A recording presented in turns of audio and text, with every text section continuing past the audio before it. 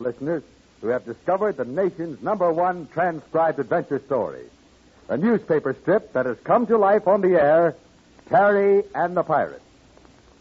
Terry and the Pirates is brought to you by the makers of Libby's Tomato Juice, one of Libby's 100 famous foods. Well, kids, today's the big day, the day of the super special feature I promised you last night. Right after the show, you're going to have the thrill of a lifetime. We fixed things up so Terry himself can talk direct to you, and boy, has he got news. Yes, sir, you'll sure get a wallop out of the surprise Terry's going to tell you about. Not to mention the thrill of hearing direct from him way over there in China. So keep your ears glued to the radio, boys and girls.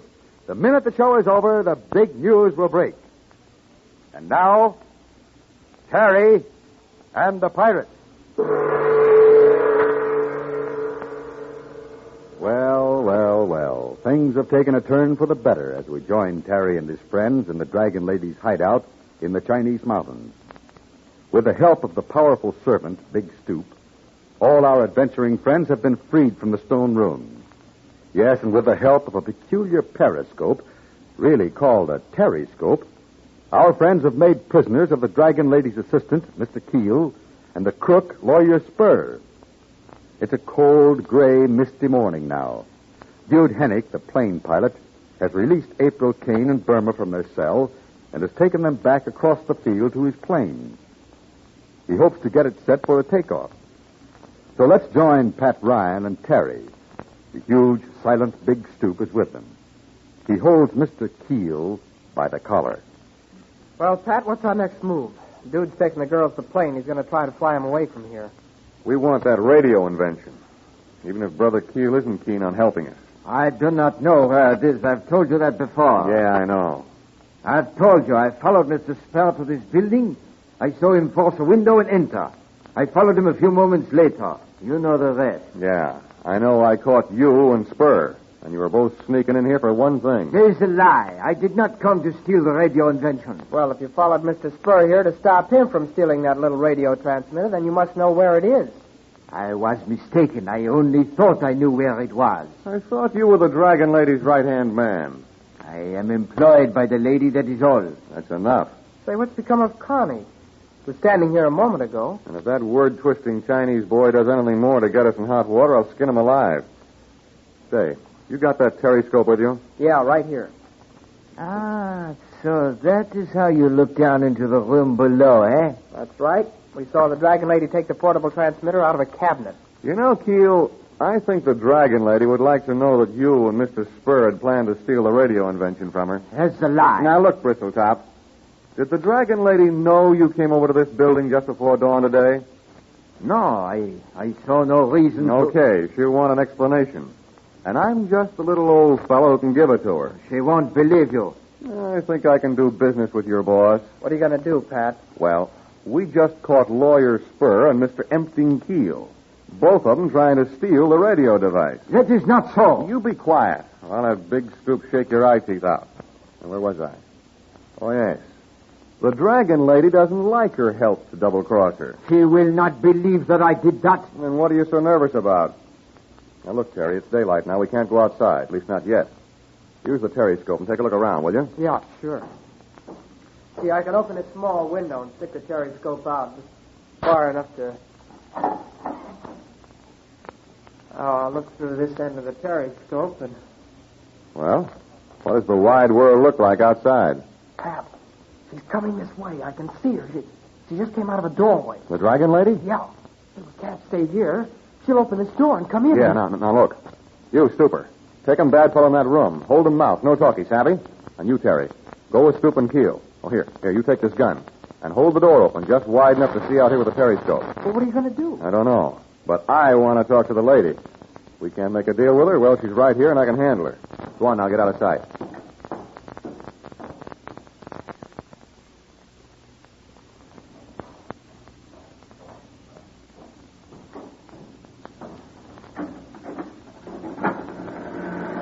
Well, good morning. How did... You're just in time to have breakfast. Oh. Good morning, Mr. Ryan. It's a little early in the day to talk, but you want some explanations, I'm Speak sure. up and be quick. Now, hold on. I don't like that tone of voice. You sound like you were still cracking the whip. Well, what is the meaning of all this? Who dared to let you out of your room? I gave no orders. Never mind that. I have other news for you. Well, speak quickly then. Now listen. I caught 2 of your crooked playmates last night in this building. They came here looking for the radio transmitter. Did you know that? Whom do you mean? Lawyer Spur and Mr. Keel. Of course, if you sent them here to break in by way of a window, then it's different. How can I believe what you tell me? Now, stop acting like a prima donna. You and I have tangled before, and we've always taken each other's word, right? Mr. Ryan, what is it you wish? Well, I figure it this way.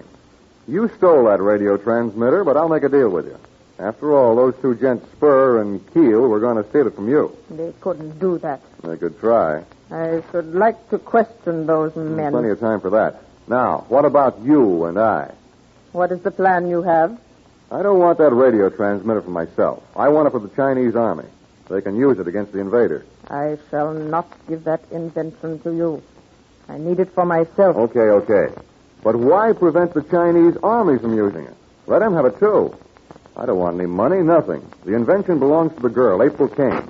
Whatever money comes from it goes to her. Then I should talk to her, not you. You'll talk to me and like it. And if I refuse to listen to you any further? Then I'll tell you something else you won't like. You had a servant once, a huge man mountain, strong as a couple of oxen, a disposition as sweet as a baby's smile.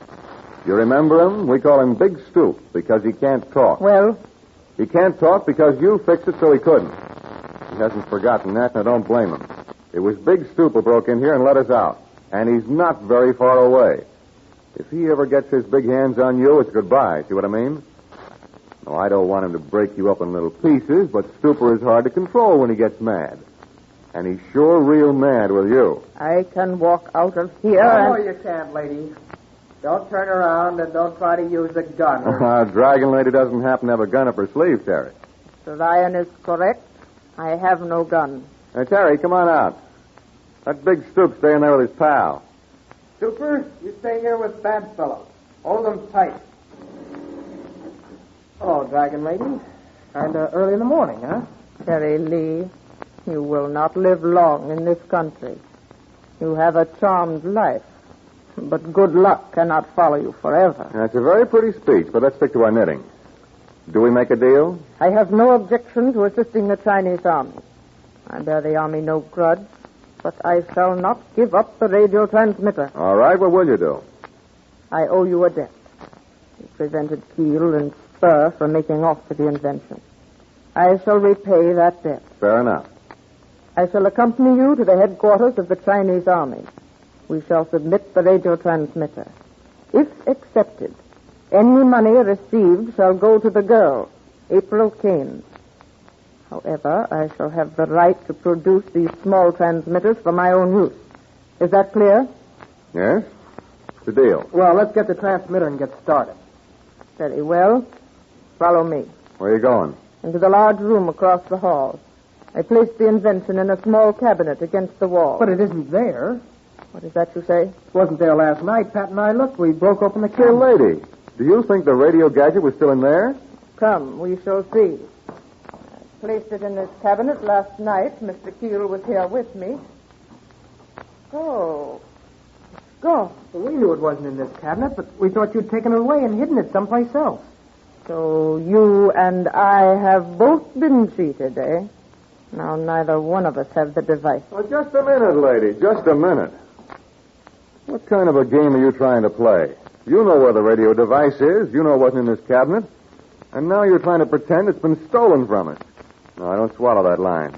You can't make me believe a third person took the radio from here. This cabinet was locked when we broke in, and the cabinet was empty. Very well. If you didn't take the invention, and if I didn't, and you have my word for that, then suppose you tell me who did. Transmitter. Who's got the transmitter? Well, it looks like the Dragon Lady and Terry and Pat will work together yet. But let's not forget the Terryscope, because it's going to play a big part in this next adventure. Attention, boys and girls, for the big moment. Your friend, Terry Lee, is going to speak to you. Yes, we fixed things up so Terry himself can talk direct to you. Now, hold on while we cut him in. All right, Terry. Are you there? Shoot. Hello, all of you kids over there at home. Golly, I'm glad to have this chance to talk to you, because I sure have some news for you. News with a capital N.